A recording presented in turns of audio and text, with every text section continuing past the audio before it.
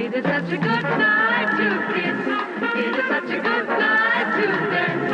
It is such a good night to Scooby-Doo, Scooby-Doo, Scooby-Doo.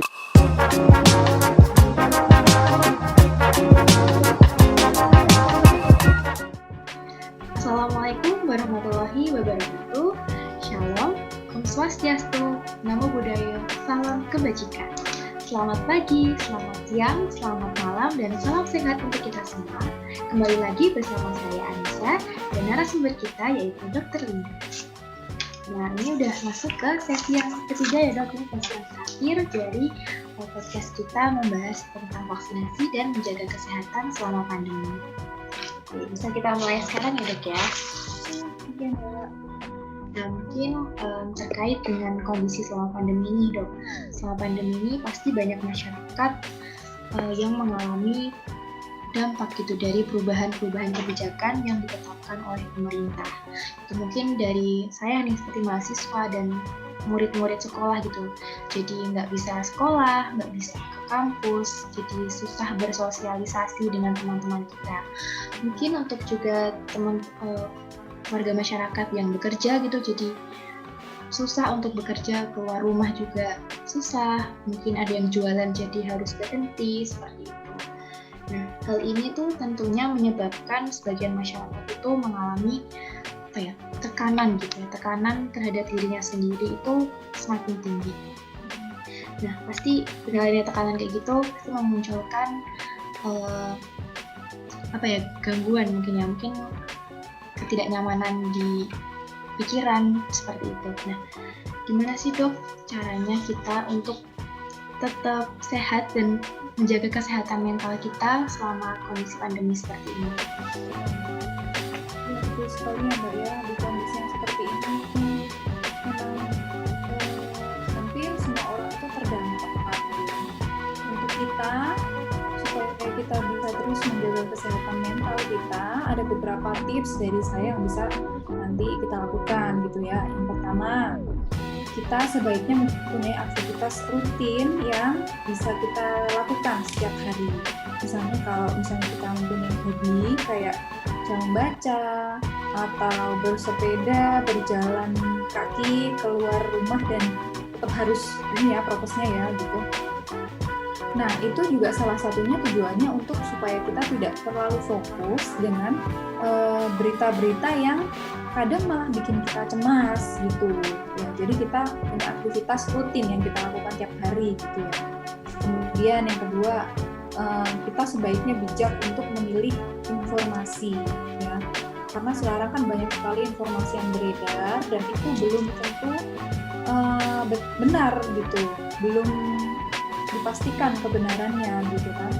Sebaiknya kalau kita mendapatkan suatu informasi dan memang kita kurang jelas, kita menanyakan hal tersebut kepada seseorang yang berwenang gitu, supaya mendapatkan informasi sejelas-jelasnya dan tidak membuat kita semakin cemas gitu. Misalnya kita membatasi diri dari informasi-informasi yang membuat kita cemas itu juga nggak apa-apa.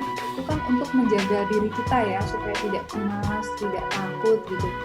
Tapi kita juga tidak boleh menutup sepenuhnya dari informasi-informasi dari kondisi di sekitar kita. Tapi itu harus dicatat dulu bahwa kita harus cari informasi dari sumber-sumber yang terpercaya gitu Mbak.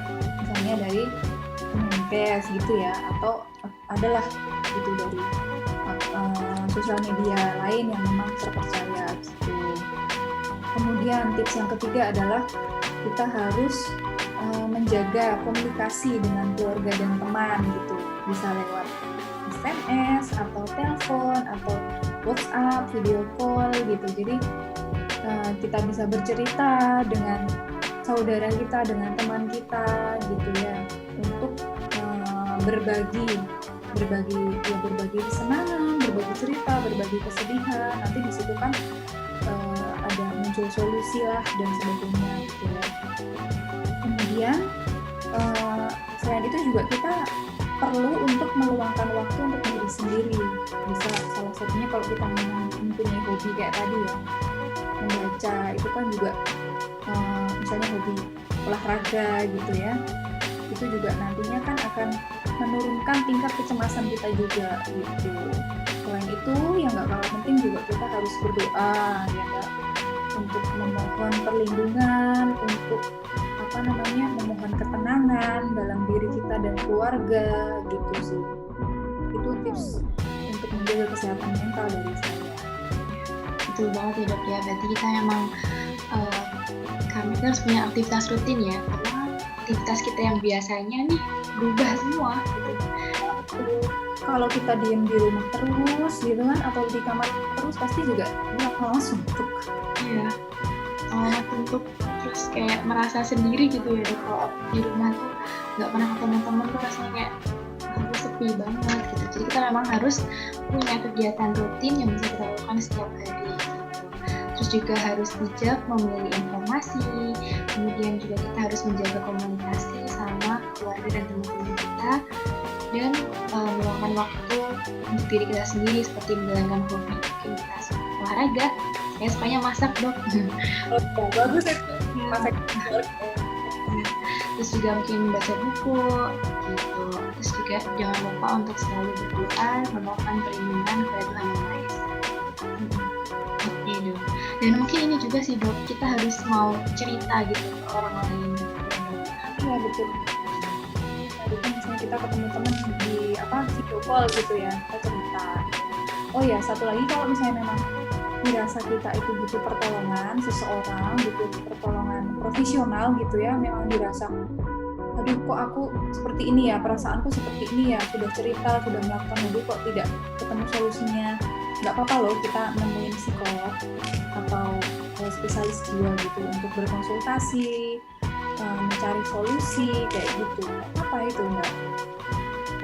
Kadang tuh mungkin masyarakat masih kayak tabu gitu ya dok, misalnya kita pergi ke psikiater atau psikolog tuh orang kenapa, padahal ya wajar, nggak apa-apa gitu. Konsultasi kayak gitu nggak apa-apa. Betul banget sih, ini supaya kita tetap istilahnya mungkin waras gitu ya dok ya selama pandemi ini. Oke, ini udah kesehatan mental ya dok ya. Kita juga akan membahas gimana sih dok cara menjaga kesehatan fisik selama pandemi. Kan kita butuh tubuh yang sehat, imun yang kuat. Beberapa tips untuk menjaga kesehatan fisik kita selama pandemi itu. Nomor satunya, kita harus makan makanan yang bergizi dan seimbang. Seimbang itu gimana? Yang kita mencukupi kebutuhan karbohidrat, kemudian protein hewani nabati ya. Kemudian ada serat juga dari buah dan sayur. Kemudian selain itu juga ada lemak. Nah, itu komposisi itu juga harus seimbang, Mbak, supaya tubuh kita itu mendapatkan nutrisi yang baik gitu, ya. Kemudian yang kedua, kita melakukan olahraga teratur ya. Olahraga, misalnya olahraga ringan seperti berjalan kaki atau lari atau bersepeda gitu ya, sesuai dengan kesukaannya masing-masing gitu.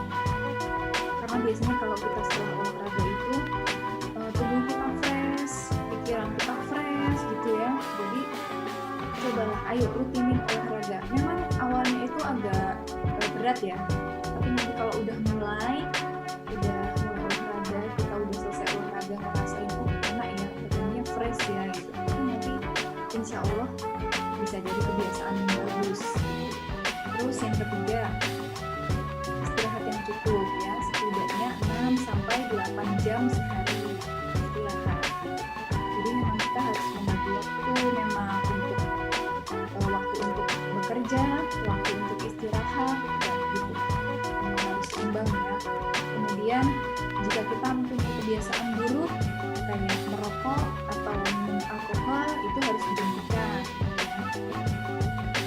Kemudian yang terakhir ada menjaga kebersihan diri, kayak mandi rutin gitu ya. Kemudian menjaga kebersihan lingkungan sekitar kita juga supaya terhindar dari penyakit gitu. Nggak cuma COVID aja ya Mbak, gitu ya.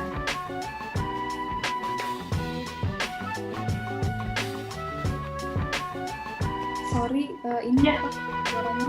Iya, oke. Betul banget ya dok, kita harus makan makanan yang bergizi seimbang gitu. apalagi kan kita kebanyakan di rumah nih gitu. Kalau di rumah kan kita bisa menyiapkan sendiri makanan-makanan yang akan kita konsumsi, pasti akan lebih sehat dan lebih higienis kalau kita siapin sendiri ya dok makanannya. Terus juga olahraga, ini yang agak susah. Mudah-mudahan harus semangat masuk saya. Sama sih dok, masih apa ya, kalau untuk olahraga tuh kayaknya aduh nanti kalau capek gimana. Malah sebenarnya efeknya kan lebih jangka panjangnya bagus ya, bisa lebih fresh kita. Kalau saya sukanya itu olahraga itu jadi setelah aktivitas baru olahraga, setelah itu istirahat. Itu enak banget kalau saya. Kan ada orang lain kalau suka olahraga itu pagi gitu. Itu nanti dicari sukanya yang kayak gimana. Berarti kalau malam gitu nggak apa-apa ya dok kita olahraga? Nggak apa-apa. Nah, oke, mungkin bisa dicoba nih. Jadi nanti tidurnya mungkin lebih nyenyak gitu ya dok. Betul, kan fresh gitu ya, mandi gitu kan rasa agak-agak capek terus tidur. Oke, siap. Iya juga itu kayak gitu. Ini tips baru nih, olahraga di malam hari ya, setelah seharian beraktivitas kita coba untuk olahraga di malam hari, habis itu mandi terus dibawa tidur gitu, pasti mungkin tubuhnya kerasa lebih enak dan nyaman, jadi tidurnya jadi nyenyak. Oke, dan istirahat yang cukup, ini yang tahu kondisi kita capek atau enggak ya diri kita sendiri. Jadi kita juga harus bisa membagi waktu kita, kapan kita harusnya kerja, kapan mungkin mahasiswa kita harus kapan belajar, dan kapan kita istirahat. Dan pastinya untuk menghindari rokok dan minuman beralkohol ya dok ya.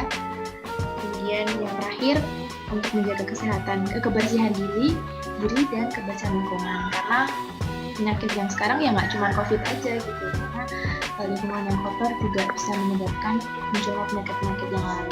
Kita pasti nggak mau ya dok ya sakit kalau di saat pandemi kayak gini. Semuanya sehat dan selalu bahagia gitu. Oke, bermanfaat banget sih dok ini tipsnya. Jadi bersama-sama kita harus bisa menerapkan pola hidup sehat dan tips-tips yang sudah diberikan dokter Linda tadi. Nah, mungkin kita beralih ke topik yang lain nih dok. Nah, belakangan ini tuh banyak banget informasi di sosial media ya, dan sekitar kita juga mungkin tentang kita melihat masyarakat yang berbondong-bondong membeli susu minuman kesehatan seperti mungkin aku sebut susu beruang gitu ya dok, dan vitamin C 10 mg. Kan lagi hype banget ya, masyarakat panik buying gitu ya mungkin bahasanya. Kemudian ada juga masyarakat yang mengetok obat-obatan seperti antibiotik dan antivirus, bahkan sampai antivirus. Sebenarnya hal-hal kayak gitu tuh gimana sih dok? Perlu atau enggak di saat seperti ini? Sebetulnya kalau dari susu dan vitamin itu kan sebetulnya hanya tambahan ya sifatnya. Jika kita sudah bisa memenuhi kebutuhan itu dari makanan yang kita makan sehari-hari, sebetulnya tidak terlalu perlu gitu untuk menyetok sampai berkardus-kardus, sampai mendorong ke sana kemari gitu kan, menimbulkan kerumunan gitu. Ini nggak terlalu perlu. Kita boleh kok beli gitu ya, kita boleh minum susu, minum vitamin tambahan gitu, tapi tidak perlu yang sampai menyetok seperti itu, karena itu tadi itu hanya kebutuhan tambahan. Yang pokoknya itu kan dari makanan yang bisa kita makan sediakan sehari-hari itu gitu. Terus kalau untuk obat-obatan itu sebetulnya harus sesuai dengan indikasi ya mbak ya, harus sesuai dengan indikasi, harus sesuai dengan dosisnya gitu. Kita harus tahu efek sampingnya kayak gitu kan. Nah itu sebaiknya juga harus dikonsultasikan ke dokter gitu. Jadi tidak serta-merta kita langsung nyetok obat ini itu langsung diminum obat itu sendiri gitu. Itu sebetulnya nggak boleh, karena obat itu kan selain ada efek terapeutik atau efek yang akan kita harapkan gitu ya untuk mengobati gitu ibaratnya. Selain itu kan juga ada efek samping. Nah, kalau orang-orang nggak tahu, takutnya nanti minumnya berlebihan atau seperti apa gitu kan, nanti jadinya malah timbul efek samping gitu. Jadi sebaiknya tidak perlulah untuk panik buying gitu ya. Tapi kalau misalnya mau beli yang vitamin dan susu itu juga boleh secukupnya gitu. Berarti ini ya dok, untuk membeli susu ataupun vitamin, suplemen kesehatan kayak gitu boleh ya dok ya, tapi ingat secukupnya. Secukupnya. Kan yang berlebihan itu nggak baik, Kak. Semua yang berlebihan itu kan nggak baik gitu. Benar sih dok. Jadi boleh-boleh aja kok ya, mau minum susu, mau minum vitamin, apapun sebenarnya mereknya juga boleh ya dok ya. Gitu. Karena susu beruang itu kan ya susu gitu loh, jadi nggak apa-apa minum yang lain gitu. Kalaupun nggak ada susu beruang itu juga kita boleh minum susu yang jenis lain, merek lain. Oke. Terus untuk terkait obat-obatan tadi, benar juga sih dok, itu luar biasa, di mana-mana stok antivirus, antibiotik itu kosong di apotek itu, dan herannya juga kenapa ya diberikan gitu ya ketika masyarakat membeli banyak obat-obatan seperti itu. Mbaknya dari farmasi ya, mungkin nanti kalau misalnya udah kerja gitu ya Mbak ya, bisa menjadi seseorang yang membuat kebijakan gitu, nanti untuk farmasi itu bisa lebih ketat gitu misalnya ya. Dari segi etik pun sebenarnya nggak baik ya, nggak betul gitu memberikan obat-obatan antibiotik dan antivirus tanpa resep, tanpa indikasi seperti itu. Nanti mungkin bisa lebih Iya, oke, siap. Udah ada banyak banget ya informasi yang kita dapat hari ini. Tadi gimana caranya kita menjaga kesehatan mental supaya kita tetap waras, tetap tenang gitu selama pandemi.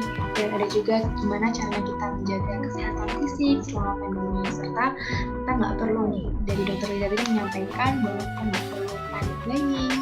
Kemudian kalau misal kita mau minum vitamin, mau minum susu, oke silahkan, tapi secukupnya aja. Dan juga pastinya kita juga nggak perlu ngetop obat-obatan seperti antibiotik, antivirus, karena obat itu nggak bisa mencegah kita ya dok ya dari COVID-19. Yang mencegah kita dari COVID-19 itu ya pastinya vaksinasi dan kita menerapkan protokol kesehatan. Oke dok, karena udah cukup banyak yang kita bahas ya dari ketiga video yang udah kita rekam dan kita bahas gitu, mungkin udah cukup sih dok ya, nanti terlalu banyak mungkin masyarakat jadi bingung. Udah cukup banget, dan Dr. Linda memberi informasinya juga enak banget, bahasanya sangat jelas. Makasih banget ya dok ya. Sama-sama Mbak, terima kasih juga. Oke, semoga informasi yang Dr. Linda sampaikan dan video yang kita buat hari ini bisa bermanfaat kepada masyarakat. Terima kasih sudah mendengarkan sampai video sesi ketiga ini. Sekian, wassalamualaikum warahmatullahi wabarakatuh.